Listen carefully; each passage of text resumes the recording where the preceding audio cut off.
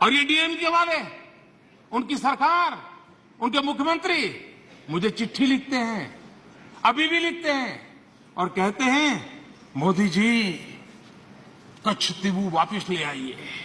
வங்காள விரிகுடாவின் பாக் நீரிணையில் இந்தியாவுக்கும் இலங்கைக்கும் இடையில் ராமேஸ்வரத்திலிருந்து 25 கிலோமீட்டர் தூரத்தில் உள்ளது கச்சத்தீவு.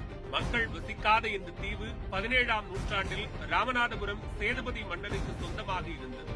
1822ஆம் ஆண்டு ஆங்கிலேய கிழக்கிந்திய கம்பெனி ராமநாதபுரம் சமஸ்தானத்துடன் ஒரு ஒப்பந்தம் மேற்கொண்டது. அதன்படி கச்சத்தீவு உட்பட ராமநாதபுரம் சமஸ்தானத்துக்கு உட்பட்ட நிலப்பரப்பை ஆங்கிலேயர்கள் பயன்படுத்திக் கொள்ள உரிமை வழங்கப்பட்டது. 1858ஆம் ஆண்டு கம்பெனியின் ஆட்சி முடிவுக்கு வந்து இங்கிலாந்து ராணியின் ஆட்சியின் கீழ் இந்தியா கொண்டுவரப்பட்ட போது கச்சத்தீவு ராமநாதபுரம் சமஸ்தானத்திற்கு சொந்தம் என்பது எழுத்துப்பூர்வமாக உறுதி செய்யப்பட்டது. ஆங்கிலேயருக்கு முன்னர் இலங்கையை ஆண்ட போர்ச்சுகீசியர்களாலும் டச்சுக்காரர்களாலும் வெளியிடப்பட்ட இலங்கையின் வரைபடத்திலும் கச்சத்தீவு இடம்பெறவில்லை. ஆனால் முதன்முறையாக 1921ஆம் ஆண்டு கச்சத்தீவுக்கு இலங்கை அரசு சொந்தம் கொண்டாடியது. 1971 வரை இருநாட்டு மீனவர்களும் கச்சத்தீவை பொதுவாகவே பயன்படுத்தி வந்தனர். அச்சமயத்தில் சீனாவும் பாகிஸ்தானும் இலங்கையை தங்கள் நட்பு நாடாக மாற்றிக்கொள்ள முயற்சிகளை மேற்கொண்டன.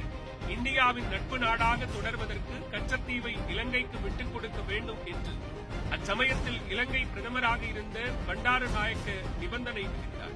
சீனா மற்றும் பாகிஸ்தானின் அச்சுறுத்தல் 1974ஆம் ஆண்டு நடத்தப்பட்ட அணுகுண்டு சோதனையின் எதிர்வினை ஆகியவற்றுடன் பூகோள அரசியல் ரீதியாக இலங்கையின் முக்கியத்துவத்தை உணர்ந்த இந்திரா காந்தி அதற்கு ஒப்புக்கொண்டார்.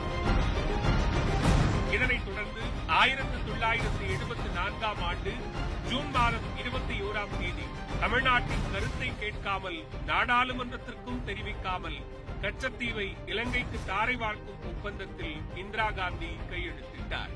இந்த ஒப்பந்தத்தை அடுத்து ஆதம் பாலம் முதல் பாக் ஜலசந்தி வரையிலான கடல் பரப்பில் இந்தியாவிற்கும் இலங்கைக்கும் இடையில் எல்லைக்கோடு வகுக்கப்பட்டது.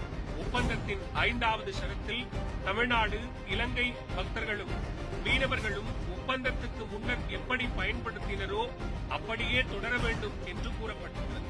நெருக்கடி நிலையின் போது கையெழுத்தான இந்த ஒப்பந்தம் எந்த தளத்திலும் விவாதத்திற்கு கூட எடுத்துக் கொள்ளப்படவில்லை.